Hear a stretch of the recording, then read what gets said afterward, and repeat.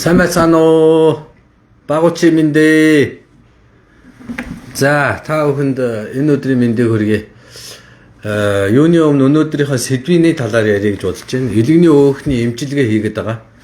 Тэгээ илэгний өөхний эмчилгээ маань бас их олон сайн үр дагавартай юм байлээ л дээ. Тэгээ нэг сайн үр дагавар нь бол зөв судасны өвчнөд их сайн юм байна. Тэгээ яагаад энийг мэдсэн хэрэг нэг саяхан юм нэг судалгаа гараад илэгний өөх бол зүрхний дутагдaltaй уялдаа холбоотой юм байна. Тийм учраас илэгний өөхийг эмчлэх нь бас зүрх судасны өвчнөд бас сайн юм байна гэсэн юм судалгаа байна лээ. Энэ манай Батбаяр гээд эмч судлаач маань бол тавьсан байсан. Тэгээ би тэр судалгааг нь бол ингээд аваад ингээд үзлээ.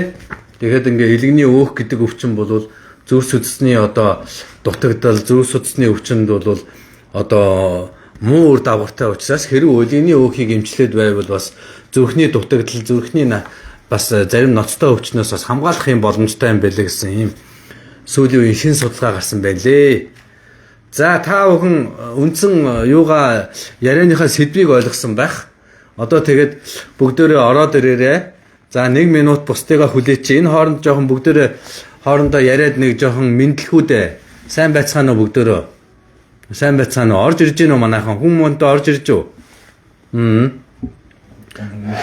Сонсож байгаа хүмүүс одоо нэг комент бичиж. За. Бүгдөө орж ирсэн хүн байвал сайн байна уу гэд бичээдгээрэй. Сайн байцгаана уу? Сайн байцгаана уу?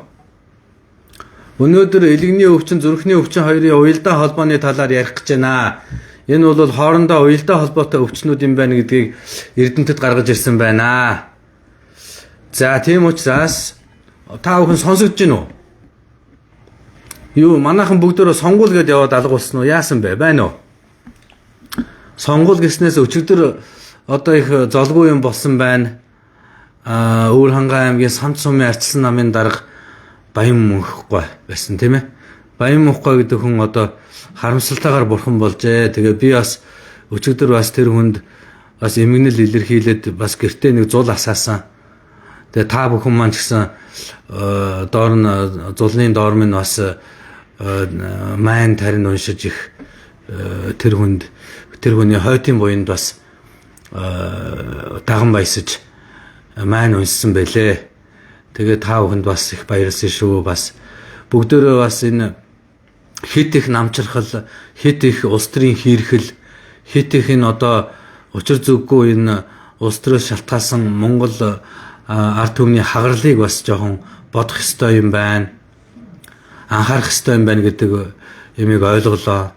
Тэгээд одоо энэ ухуулагч гэж одоо хүмүүс байж байгаа. Энэ ухуулагч гэдэг хүмүүс бол одоо ажиллаа их ёс зүйтэй, зөв хүний бас нэг хувийн орон зайруу нэг халдахгүй хүн шиг маш тийм соёлтойгоор хийхгүй болохгүй байна. Энэ ялангуяа энэ орон нутагт байгаа энэ ухуулагч нар бол хэтэрхий их одоо бусдын эрхэнд бол хүн халдаж түрмгийлж байгаа гэдэг нь бол энэ өчигдөр болсон үйл явдлаар бол харагдах шиг боллоо. Тийм учраас бид бүхэн ч бас их л юмыг эргцүүлэн маш их аливаа юмд нэг ухаантай, нухацтай, соёлтой хандгал юм цаг үе ирсэн юм шиг байна да. Одоо тэгээд бүгдөө дор бүхнээ сайхан хичээгээрэй л гэж одоо хүсмээр байна. За тэгээд их харамсалтай байлаа. За тэгээд бүгдөө бол өнөөдөр бол гол сэдэв бол өвчин байгаа. Өвчин дотор бол илэгний өөхчлөлт гэдэг өвчин зүрхний өвчнөд яаж уялдаа холбоотой байд юм бэ гэдэг талаар ярих гэж байна. Сонсогдож байна уу? Сонсогдож байвал сонсогдож байна гэж хэлээд өгөөч манайхаа. За тэгээд бусдаа сайн түгээгээ шеэрлээд өгөөрэй. Их олуулаа болж иж бүгдөө юм ярьж ямаар байна. Яг бол энэ улс төрөөс илүү чухал юм бол одоо эрүүл мэндэл юм байгаа юм л да. Бид нар бол эрүүл мэнд байхгүй бол ямар ч улс төр ач холбогдолгүй болж хувирна. Тийм учраас тэр аль ч нам байсан эрүүл мэндээ бол харин та бүхэн бол хамгийн нэгдүгээр тавьж эрүүл мэндээ инхрийлж энэ алд биеэ сайн инхрийлж явбал Монгол улсад бол тэрэн шиг илүү баялаг байхгүй. Эрүүл Монгол хүн бол Монгол хүний дээдийн дээд баялаг юм аа гэж одоо хэлмээр байгаа. За сонсогдож байна гинэ. Сонсогдож байна уу? За бүгдөө сайн байна уу? Сайн байна уу гинэ. За. За сонсогдож байгаа бол бүгдөө ажилдаа оръё. Би одоо сүүлийн үед энэ илэгний өөхийг маш их эмчилдэг болсон. Яг бол энэ илэгний өөх гэдэг бол илэгний вирусын дараа орох илэгний одоо хамгийн аюултай одоо эрсдэлт хүчин зүйлүүдийн нэг болчиход байгаа. Тэгэхээр зэрэг энэ элэгний Монгол улсад элэгний вирус багасаад байгаа шүү дээ. Харин оронд нь юу ихсээд байгаа вэ гэхээр элэгний өөгчлөлт ихсээд байгаа байхгүй юу? Тэгэхээр зэрэг энэ өөгчлөлтийг бууруулах эмчилгээ хийгээд байгаа юм. Тэгээ бас энэ эмчилгээнийхээ үр дүнтэй бас танилцуулъя. Энэ жишээлх юм бол одоо би ингээд хувь хүний бас мэдээллийг нь ингээд балаар ингээд дарчихсан. Тэгээ хин гэдгийг нь бол мэдэх арга байхгүй. За энэ бол тэгтээ бол одоо юу вэ шүү дээ. 67 оны одоо эмэгтэй хүн байна. Анх элэгний өөх нь 297 байжгаад 1 сарын эмчилгээний дараа 233 буюу 3 дугаар шатны өөгчлөлттэй байсан хүн. 3 дугаар зэрэг гэдэг бол хамгийн өндөр өөгчлөлт гэсэн үг шүү дээ. Хамгийн өндөр өөгчлөлттэй байжгаад ганцхан сар эмчилсэний дараа 233 буюу эрүүл илэгнэн дээр очсон. Ер нь 240-оос доошоо орчхоор эрүүл илэг рүү орчлоо гэж үздэг. Тэгээ түүнээс гадна энэ хүний илэгнийх нь хатуурал сорвжилт бас дагаад бурчихсан. 17 байсан сорвжилт нь ингээд 8.6 руу ороод ирчихсэн. Тэгэхээр энэ хүн бол хоёр сайхан одоо илгэн дээр нь бол хоёр гоё үр дүн гарч ирсэн байна. Нэгдүгээр өөх нь бүрэн арилсан. Ганцхан сарын дотор. Ганцхан сарын дотор би бол ямар эмчилгээ хийж байгаа вэ гэхээр зэрэг нөгөө илэгний өөхийг эмчлэх гурвалсан эмчилгээ гэдэг юмыг бол хийж байгаа. Энэ гурвалсан эмчилгээгээр бол би сая нөгөө Японд болсон Кёотод болсон илэгний олон улсын хуралд тавьсан илтгэлдээ бол энэнийхээ үр дүнгууд танилцуулсан. Ерөөсөө 96-аас 98% үр дүнтэй ийм сайн эмчилгээ байж байгаа. Үнэхээр одоо гадаадын эрдэмтэд хүртэл маш их одоо сонирхож ямар сайн үр дүн бэ гэж одоо гайхаж одоо шагшиж байсан. За үнэхээр үр дүнтэй байгаа. За энэ эмчилгээний үр дүнг бол яг жишээлбэл энэ хүн дээр бол харж болно. Яг нэрийг нь хаагаа тавьчихсан ч гэсэн одоо ингээд төрсөн ингээд он сар гэдгээр нь бол нэг хүн гэдгийг нь бол та бүхэн бол мэдэх бүрэн боломжтой. За тэгээд энэ дээр бол ийм байгаа. За энэ бол 3 сар эмчилгээнд орсон хүн байгаа. Эхлээд өлигний өөх нь 287 болсон, дараа нь 262 болсон. За ингээд 3 сар биш 2 сар эмчилгээ хийсэн. Эхний сарын дараа ийм болсон, дараачийн сарын дараа ийм болсон. Анх илэгний хатуурал нь 13 та байсан бол одоо хатуурал нь цоо 2 болчихсон. За тэгээ илэгний өөх нь 284 байсан бол 253, одоо 10-аар буурчих юм бол бүрэн идгэрэх гээд байж байгаа ийм хүн байж. Энэ бол эрэгтэй хүн байгаа. 63 оны эрэгтэй хүн. Эмэгтэй хүн юм байна. 63 оны эмэгтэй хүн байгаа. Жишээлбэл яг иймэрхүү одоо надад одоо ингээд нэг 300-400-аад хүн байна. 300-аад хүн байна. 392 ийм хүн эмчилгээнд орсон. Энэ тэгээд эмчилгээний үр дүн асар өндөр. 95-аас нэг 98% хооронд эргэлдэж байгаа. За энэ болохоор элэгний хатууралтай байжгаад 21-тэй гэдэг чинь элэгний хатуурал шүү дээ. За тэгээд элэгний хатуурлын эмчилгээ, өөхний эмчилгээ хоёрыг хоёулангийн зэрэг хийсэн чинь ганцхан сарын дараа элэгний сорвжилт бол 2 дугаар зэрэг рүү орж ирсэн. Өөгчлөлт нь бол 3 дугаар зэрэгт байжгаад 2 дугаар зэрэг рүү орж ирсэн. Одоо дахиад 2-3 сарын дараа ингээд идгэрэх гэж байгаа ийм хүн байж байна. Энэ жишээлбэл. За энэ болохоор 3 сарын эмчилгээнд явсан хүн байж байна. За эхлээд бол нэг жилийн өмнө ингээд шинжилгээ хийгээд хайчихсан. Дараа нь 1 жилийн дараа үзсэн чинь хатуурал нь нэмэгдээд өөх нь нэмэгдсэн байсан. Тэгэхээр зэрэг 2 сар эмчилгээ хийсэн чинь одоо хатуурал нь юу ч байхгүй болсон. Өөх нь бол одоо нэлээд хайлсаар байгаад 277, 286 болж одоо хайлаад 250 руу ороод ирчихсэн. Одоо нэг 10-аар буурчих юм бол бүрэн идэрх гэж байгаа ийм хүн байж. Яаж яана харагдаж байна уу та бүхэнд? Энийг та одоо ингээ хордлоо. Харж. За та бүхэн маань ороод ирсэн бол маш сайн түгээгээд өгөөрэй. Бид нар бол ямар нэгэн одоо юу эм тариа, элдв янзын витамин ийм юм ерөөсөө рекламддаггүй, зөвхөн эрүүл мэндийн боловсролыг олгодог. Ямар нэгэн реклам зар сурчлагаа огт хүлээж авахгүй байгаа, хийхчгүй байгаа. Тийм учраас бид нар одоо зөвхөн энэ хүнийг, Монгол хүнийг яаж эрүүл мэндийн мэдлэгтэй болгох вэ? Монгол хүнийг яаж эрүүл болгох вэ гэдэг талаар л чухал мэдээллүүдийг л түгээж өгж байгаа ийм учиртай. За энэ бол маш сайн ийм үр дүнтэй ийм эмчилгээ. За энийг бол элэгний одоо өөхний гурвалсан эмчилгээ гэдэг одоо миний одоо шинээр боловсруулсан жор байж байгаа. За энэ жорын дагуу бол одоо үнэхээр гайхалтай үр дүнтэй байгаа. За тэгээд өнөөдрийн бас онцолж нэмж ярих гэж байгаа юм маань бол элэгний өөгчлөлт болон зүрхний дутагдлын уялдаа холбоо гэдэг ийм судалгаа гэж. За энэ судалгааг бол манай одоо Очирбатын Батбаяр эмч маань бол одоо фэйсбુક дээр тавьсан. За би энийг нэлээд ухаад үзсэн чинь ер нь бол тийм мундаг ач холбогдолтой судалгаа санагдсан. Ягаад гэвэл илэгний өөрчлөлтөд яваад байх юм бол зүрхний дутагдалд хүрдэг юм байна гэдгийг бол маш энэ судалгаагаар бол их тод томрон бол гаргаж өгсөн байна. За тэгээ яагаад ингээд зүрхний дутагдалд хүрдэг вэ гэхээр цаана нь бол хэд хэдэн шалтгаанууд бас байдаг юм байна. Ямар гурван шалтгаан байлаа? Нэг нь болохоор зэрэг цусны бүлэгнэлттэй холбоотой шалтгаан байдаг юм байна. За дараа нь болохоор зэрэг өрөвслийг өдөөдөг шалтгаан байдаг юм байна. За дараа нь болохоор инсулины одоо дөжрөл гэдэг ийм шалтгаан сахарын өвчтэй холбоотой. Сахарын өвчин маань өөрөө элгийг өөгчүүлдэг. Элэгний өөрчлөлт бол буцаагаад зүрхийг гэмтдэг. Ийм уялдаа холбоо байж байгаа. Тэгэхээр ийм олон уялдаа холбооноос шалтгаалаад хэрв элэгний өөхтөө бол танд зүрхний одоо дутагдал гэдэг аюултай өвчин шүү дээ. Зүрхний дутагдал гэдэг бол зүрхний өвчин дотроо бол хүнд өвчнүүдийн нэг. За ийм зүрхний дутагдaltaй болох эрсдэл байгаа юм биш үү? Энэ хоёр хоорондоо уялдаа холбоотой юм биш үү гэдгийг гаргаж ирсэн одоо ийм сайхан судалгаа бол танилцуулсан байна. Тэгээ энийг би бас та бүхэнд бас танилцуулъя гэж бодоод бас хэвлээд ингээд аваад ирлээ. Энэ бол 2022 онд хэвлэгдсэн. За элэгний зүрхний дутагдал нь за элэгний одоо өөрчлөлттэй хүмүүсүүдэд бол зүрхний дутагдлын бол эрсдэл бол өндөр байна гэдгийг гаргаж ирсэн ийм судалгаа хийж байна. За энэ судалгаан дээр мөн юу гэж хэлж байгаа вэ гэхээр зэрэг за ер нь бол элэгний өөрчлөлт гэдэг өвчин бол зүрхний архаг өвчин. За зүрх судасны хатуурал. За даралт ихсэх өвчин. За тэгээд чихрийн шижин. За бөөрийн архаг өвчин. Тэ? За тэгээд мөн зарим төрлийн хорт хавдартай хүртэл уялдаа холбоотой байдаг юм байна. Тийм учраас хэрв та одоо зүрх судасаас эрүүл байлгыг гэх юм бол элэгнийхээ өөхийг бас эмчлүүлж явах хэрэгтэй юм байна шүү гэдэг талаар ингэж гаргаж тавьсан ийм судалгаа байна. За энэ судалгаа ганцхан одоо энэ хүний судалгаа биш өмнө нь хийгдчихсэн бусад судалгаануудыг бас ижил төстэй судалгаануудыг бол бас гаргаж тавьсан ийм учиртай юм байна. За тэгээд одоо миний нөгөө нэг хийгээд байгаа одоо элэгний өөхний эмчилгээ бол энэ эмчилгээнүүдийн зарим эмчилгээнүүд бол миний хийж байгаа эмчилгээтэй бас тааш тохирж байгаа. Тэр утгаараа би бол энийг маш сайн ийм онлын үндэстэй ийм чухал судалгаа гарсан байна гэж. Тэгээ мөн хажууд нь бол турах ёстой, амьдралын хэв маягийг өөрчлөх ёстой. Би одоо жишээлбэл элэгний өөхний эмчилгээнд орж байгаа улсууд дээр болохоор зэрэг ямар одоо амьдралын хэв маягийг өөрчлөлт оруулаач гэж хүсэж байгаа вэ гэхээр зэрэг ерөөсөө дөрвөн юмыг хүсэж байгаа юм. За дөрвөн юмыг хүсэж байгаа.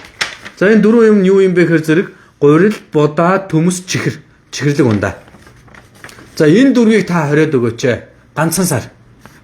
Тэгэх юм бол биний эмчилгээний үр дүн бас илүү сайн болно гэдэг утгаар нь дэглэм бариулж байгаа. За энэ дэглэм маань бол бас үр дүн бас өгж байгаа ах. Хажуугаар нь бас хөдөлгөөн нэмэгдүүл гэж байгаа. Болж өгвөл тураарай гэж хэлж байгаа.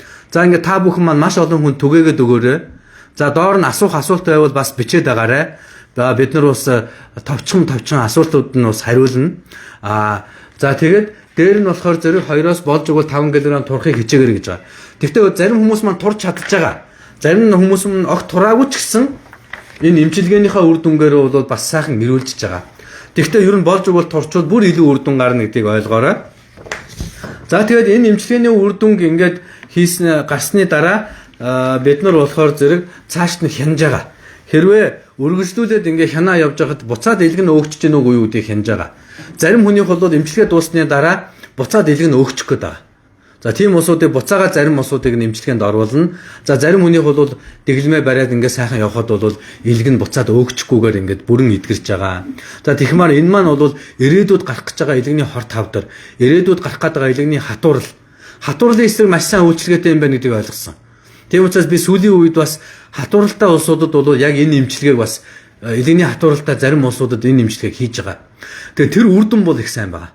За иймэрхүү юмнуудыг үүсэж байгаа. За мөн элэгний хорт хавдрын эрсдэлтэй улсуудыг хяналтанд авч байгаа. За тэгээ элэгний хорт хавдрын эрсдэлтэй улсуудыг хяналтанд аваад 2-7 хоногт нэг удаа Японы манай багш профессор маань бол маш хүнд одоо нэмэлт зөвлөгөө авъя гэсэн улсууд байвал тусгайлан онцгойлон зөвлөгөө өгч байгаа байхгүй. Тэгэхээр зэрэг энэ хорт хавдрыг хамгаалахын тулд элэгний хорт хавдраас хамгаалахын тулд бид нар сүүлийн үед энэ элэгний өөхний эмчилгээ хийгээд байгаамаа. Яг л сүүлийн үед энэ дэлхийд даяараа ийм нэг хандлага байна. Элэгний өөгчлөлт бол элэгний хатуурлын нэг шалтгаан гэдэг нь бол тодорхой болчиход байна.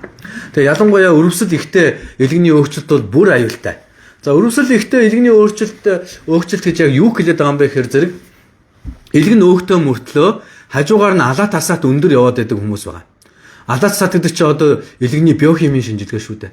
Тэгээ биохимийн шинжилгээгээр алаа тасаат нь өндөр мөртлөө илгэний өөгчлөлт өндөр иймэрхүү улсууд бол яваанда хор тавдрын эрсдэлтэй хүмүүс юм байна гэдгийг л бид нар ойлгоод байна л да. Тийм учраас одоо энэ хавдар үүсэх эрсдэлтэй улсуудыг хянж яваад байгаа маа. Мөн тэрнээс гадна илгэний вирустэй улсууд бол нас ахих тусмаа хорт хавдар үүсэх эрсдэлтэй байдаг учраас бид нар иймэрхүү улсуудыг онцгойлон цуглуулж аваад ингээ хянаад яваад байгаа юм шүү. За ингээд энийг маш сайн түгээгээд өгөөрэй. Одоо асуулт хариултын хэсэг рүү орох уу? Яах вэ? За ер нь ярих нь би өөртөө ярьж ирж. Комментууд нь орж ирж байна. За тодорхой комментуудад бол хариулаад явж идэг үү? За энэ имчилгээнд яаж орох вэ? За энэ эмчилгээнд бол эхлээд өөхний чинь зэргийн тогтооно. За тэгээд яагаад заавал зэргийн тогтоогоод байгаа юм бэхээр эхлэл хаанаас эхэлж гинэ гэдгийг тогтоох гэдэг байна. Огт өөхгүй хүнийг бол бид нар эмчилгээнд оруулахгүй. Тийм учраас эхлээд өөх нь хэд байгаа юм бэ гэдэг энэ одоо тоог гаргаж ирэхийн тулд эхлээд өөхийг хэмжиж үзэж байгаа. За өөхийг хэмжснийхэн дараа эмээ уулгачаад эмээ ууж дууссаны дараа дахиж өөхийг хэмжиж үзэж байгаа. Ингээ 2 удаагийн хэмжилт хийгээд үзэхээр зэрэг үнэхээр өөх нь хайлж үгүй юу гэдэг нь нарийн гарч ирнэ л дээ. Тэгэхгүй анханасаа өөхтэй байсан ч үгүй мэдгэдэхгүй хүн дээр бол эмчилгээ хийвэл утгагүй, хоёрдугаар эмчилгээний үр дүнг хянах ямарч боломжгүй болчихдог. Ингээд 2 удаагийн шинжилгээгээр бид нар бол эмчилгээг маш сайн хянаад үр дүнгийн тогтоогод явж байгаамаа. За ийм хүн хийж болох юм. За илгэн өөхтөө өөхгүй бол мэдэхгүй байна. Харин биеийн жим бол нэлээд өндрөө биеийн эмчилгээнд орж болох уу? За яг биеийн жин өндөр хүн болгон илгэн өөхтөө гэж ойлгож болохгүй. Заримдаа өндөр одоо их тарган мөртлөө илгэн өөхгүй мессер хүмүүс байж идэг. Заримдаа туранхай хүн хүртэл илгэний өөхтөө байж идэг. Ялангуяа сахарын өвчтөй улсууд бол бүгдөө л бараг толгой дараалан шахуу илгэний өөхтөл байдаг л да. Тэгэхээр зэрэг туранхай мөртлөө илгэн өөхтөө хүн байна, тарган мөртлөө өөхгүй хүн байна. Тэгэхээр зэрэг үнэхээр өөхтөө юугүй юу гэдгийг нарийн тогтоогоо тоон аргаар тогтоосны дараа бид нар эмчилгээгээ эхэлж байгаамаа. За сүүлийн үед нэг тархалтын эсрэг бас тариа энэ дээр бас хийж байгаа. За тэр тариаг бол одоохондоо манай дээр бол хийхгүй байгаа. Гэхдээ шаардлага гарах юм бол хийж байгаа улсуудтай холбоод тархалтын эсрэг тариа хийлгэж бас болно. За ингэнэ. Боолгох хаалганд орсон тэгээд гидсэн дөрөд байгаа яах вэ гинэ. За энэ хатууралтаагүй юм шиг байна тийм ээ. Үгүй боолгосон гэхээр нэг бол хавдар, нэг бол хатуурал байна шүү дээ. Яг нь илгэний хорт хавдрыг боож болно, нэг бол улаан хоолойны судсыг боож болно. Тэгэхээр зөв боолгосон гэдэг нь яг одоо хорт хавдрыг хэлээд байгаа юм уу? Илгэний одоо хатуурлын гаралтай судасны өргөслийг варикозыг хэлээд байгаа юм уу гэдэг ялахгүй болохгүй л дээ. Хоёр янзын онш байгаа. Яаж хамрах вэ? Эрүүл мэндийн даатгалтай юу гинэ энэ эмчилгээ. Нэрээ тий. За энэ дээр хийдэг биднуусын хийдэг гурвалсан эмчилгээний бол нэг юм уу хоёр нь бол эрүүл мэндийн даатгалд орцсон байгаа. Тийм учраас хэрв та одоо эрүүл мэндийн даатгал төлдөг бол за эсвэл тэтгэврт гарсан одоо даатгалтай болвол энэ эмчилгээнд бол бас эрүүл мэндийн даатгалаараа хөнгөлтөөр оролцох бас боломжтой байгаа. Хөнгөлт бас эдлэн гэсэн үг. Даатгалтай хүн бол хавдар боолгосон гинэ. Хавдар боолгосон гэж байна уу? За тэгвэл та ирж ямар ч хэсэн бүртгүүлэх ёстой. Нэгдүгээр бүртгүүлснийхаа дараа ямар эмчилгээ хийх үү гэдгээ нарийн тогтоолгоороо бид нар бас яг энэ лайв явж байхад бол нарийн эмчилгээ бол зааж өгдөггүй. Яагаад гэвэл нарийн эмчилгээг бол иймэрхүү онлайнаар олон нийтийн сүлжээгээр бол ярьдаггүй юм учиртай. Ерөнхий санааг нь бол ярина гэхээс биш. Ер нь бол эмчилгээг ингэж онлайнаар бол ярьдаг зүйл биш шүү дээ. За Хувь хүн болгон өөр байдаг. Вирустэй хүн гурван эмчилгээнд орж болох уу гинэ. Вирустэй хүн гурван эмчилгээнд орж болно. Маш сайн үр дүнтэй. Зарим хүний одоо вируснээсээ болоод үр дүн гарахгүй байхад илгээнийх нь хатуурал зогсохгүй байхад гурвалсан эмчилгээнд бол хатуурлан зогсож байгаа тохиолдлууд маш их байгаа. Тэр бол чөлөөтэй. За кофе ер нь Нэрээ бас нэг юм хэлэхээс марчиж миний энэ дараагийн эрүүл мэндийн лайвуудыг та хурдан хүлээж авч үзмээр байгаа бол тэр follow гэдэг товчийг дараад дагчаарай заа юу. Тэгэх юм бол хин хиндээ одоо дараагийн лайв нь одоо зовлонгуу танд маш хурдан хүрдэг болчихно. Тийм учраас дагаад явчаарай гэж та бүхэнд уриалж хэлмээр байна. За сорвжилттай пүүс ер нь хаяа ихсэд байдаг. За одоо биений энэ имплант авах уу гинэ. Сорвжилттай гэсэн тийм ээ. Тэгээд энэ пүүс нь бол хаяа. Болно тэр бол хамаагүй. Өндөр. Ер нь бол болох юм байна. Гэхдээ ямар ч ирээд өөхнийхэн зэргийн тогтоогоод үзээдэх үү? За эмчээ хөдөөгөр явах уу? Юу тань ер нь таныг хөдөө орон нутруу авчрыг гэвэл та тийм боломжтой юу гинэ? За яг одоо нөгөө нэг зав заа юу болох нь урт хугацаагаар бол чадахгүй. Нэг юм уу 2 өдрөөр л богино хугацаанд л явахгүй бол энэ Улаанбаатар хотод ч одоо маш их өвчтөе зовлонтой улсууд маш их байгаа учраас урт хугацаагаар явах юм бол бас их хэцүү юм байлээ. Тийм учраас нэг юм уу 2 хоногоор явах зохион байгуулалтыг хийгээд туслаад өгвөл надад их л хэрэгтэй л байна.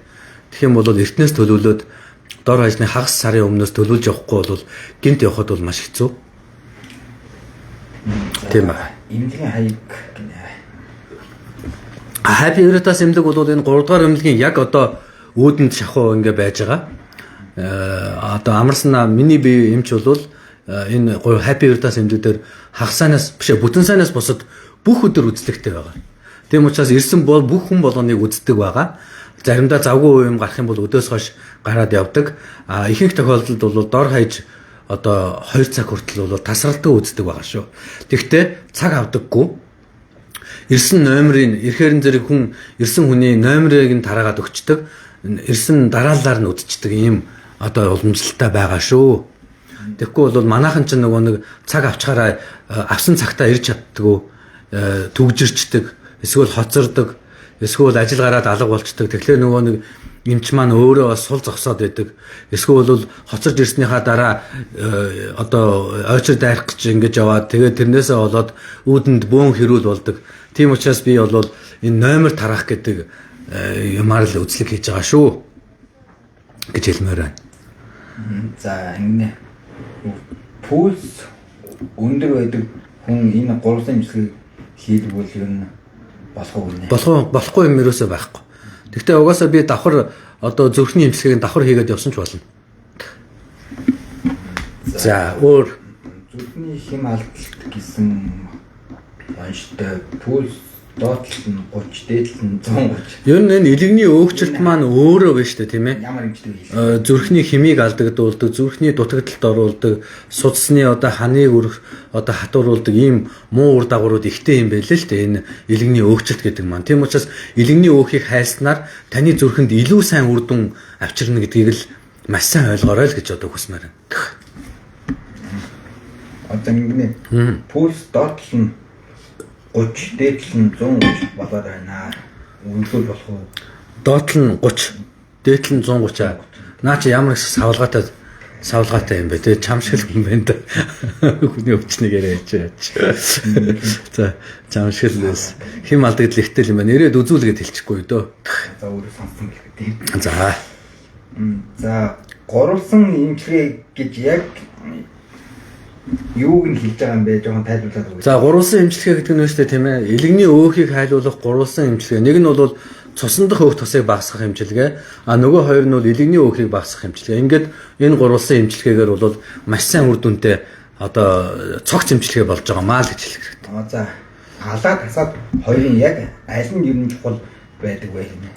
Ер нь бол илэгний одоо үйл ажиллагаанд бол алаат нь илүү чухал байдаг. Яг бол алаат гэдэг юм бол зөвхөн илэгний эсийн гэмтлийн үед бол цус руу орж ирдэг учиртай. Асаат бол өөр янз бүрийн одоо эд эрхтний гэмтлийн үед бол өндөр болдог тал байдаг. Зөвхөн илэгний одоо үрслийн үед биш. Тийм учраас ер нь бол олон улсын өдөрдмжин дээр бол дандаа алаат гэдэг шинжилгээг нэгдүгээр тавьдаг. Тэгээ алаат нь илүү чухал гэдгийг л маш сайн ойлгоорой. За кофе ер нь уугал илгэнд ямар нөлөөтэй вэ? Кофе уувал илгэнд бол ямар нэгэн хор хөнөөл багтаа гэж үздэг юм. Одоо дэлхийд даяараа кофений үр дүнг бол кофений үр дагаврыг илгэн дээр ямар үр дагавартай байна гэдгийг бол судлаад дуусчихсан. Тэгэхээр зэрэг би бол энэ кофег бол илгэний өвчтөе хүмүүсүүдэд бол хязгаарлагдаггүй. Гэхдээ кофе маань өөрийн гэсэн бас хоруу чанар бас байгаа шүү дээ. Заримдаа нойр улчраа өвтгдөг, заримдаа цөсийг өвтгдөг, заримдаа зүрхийг өвтгдөг, тийм ээ. Заримдаа ходоодыг өвтгдөг, заримдаа дотор муухай оргиулдаг, тийм ээ. Заримдаа ингээд төгшүүртэй одоо байдлыг бий болгодог. Нойр багсгадаг гэдэг кофенд муу чанарч байгаа, сайн чанарч байгаа. Тэгэхээр зэрэг энийг бол авах гэхийн ухаанаар маш зөв хэрэгэлж сурах хэрэгтэй юм аа л гэж хэлмээр байгаа. За зүрхний бичлэг хийлгээд аваад очиж болох уу? 6 сарын коммент надч. За нэг за хийх зүрхний бичлэг хийлгээ аваад очиж болох уу? 6 сарын өмнө ирээдүйний өгөлтэй танахаар үзүүлсэн юм аа. 6 сарын өмнө гэснэ. Аваад иж болно болов яах. За өөр та бүхэнд асууж тодруулах юм юу байна? За бүгдөөрэндөө сайн шеэрлээд өгөөрэй. Бараг монголчуудын бараг тал нь илэгний өөхтэй байх шиг байна. Сүүлийн үед ингээд үзээд байхад бол энэ бол тэгтээ бас нийгмийн өвчин юм байна. Таргалалтын өвчин юм байна. Хөдөлгөөний дутагдлын өвчин юм байна. Тэгээ явандаа бол зөв судасны өвчнөд холбогддог илэгний өөгчлөлт гэдэг бол бас л монголчуудын хувьд бол дараагийн тахал болчихсон юм айхтар өвчин юм байна гэдгийг бол би сүүлийн үед их мэдэрч байна. Тийм учраас яг энэ чиглэл рүү бас нэлээд анхаарч судалгаа хийж байна. Эмчилгээнүүдийг хийж байна. Илэгний хорт хавдаас урьдчилан сэргийлэх эмчилгээнүүдийг хийж байна. Вирусын эмчилгээ маш их хийж байна. Тийм учраас та бүхэн энэ одоо лайвыг маш олон хүнд түгэж, шеэрлж, за тэгээд дагахыг бас уриалж туслаарай л гэж хүсмээр байна. За анхаарал хандуулсанд баярлалаа. Шууд. Тийм. Одоо өөр асуулт байхгүй юу өстэй? Одоо өөрийнхөө цаг коммент орж ирээ л. За. За ингэ ямар асуулт орж ирж байна? Нэг энэ илүүдэлжин ер нь гентэй хамааралтай юу? Дээр нэг лайв дээр тэр хамааралтай генүүд байдаг гэж ярьсан санагдаад. Гентэй бол бас маш их хамааралтай л да. Ер нь бол таргална гэдэг бол зарим нь бол гентэй холбоотой байдаг. Зарим нь бол амьдралын одоо буруу хөвшилтэй холбоотой байдаг. Тэгэхээр зэрэг гентэй холбоотой улсууд бол яаж ч сайхан эрүүл одоо амьдралын хэв маягтай байсан гэсэн таргалаа л байдаг. Гентэй холбоогүй улсууд бол жишээлх юм бол амьдралын хэв маягаа засчих юм бол таргалалт бол арилдаг юм тал байдаг. Тэгэхээр зэрэг тухайн хүний одоо удамтай бас холбоотой байдаг л да. Тийм удмын гаралтай элэгний өөхтэй улсууд ч бас байдаг. Хатууртай хүн хоол нэр юун дээр анхаарах вэ? Энэ гурил удаа төмөс чихэр хатуурд бас хамаатай юу? За гурил удаа төмөс чихэр бол ерөөсөө л юутай холбоотой. Элэгний өөгчлөлтэй холбоотой. Харин өөх ихсээд байвал хатууралд хүргэдэг. Ер нь бол өөгчлөлт гэдэг бол хатуурал үүсгээд дараа нь хавдар үүсгдэг юм аюултай өвчин л доо. Элэгний өөгчлөлт гэдэг бол. Тийм учраас одооноос бол жингээ бариад өөхөө арилгаж чадах юм бол ирээдүйд гарах гээд байгаа амь насанд аюултай хавдар хатуурал гэдэг өвчнөөс л өөрийгөө хамгаалах юм боломжтой юм а гэдгийг л ойлгох хэрэгтэй байна л да. За юу шаардлагатай шинжилгээнүүдийг бүгдийг танах хийж байгаа юу гэнэ? Шаардлагатай шинжилгээнүүдийг бүгдийг хийж байгаа. За та бүхэндээ эрүүл хийх хүсье маш сайн түгэж шеэрлж туслаарай гэж хүсмээр байна. Баярлалаа. Баяртай.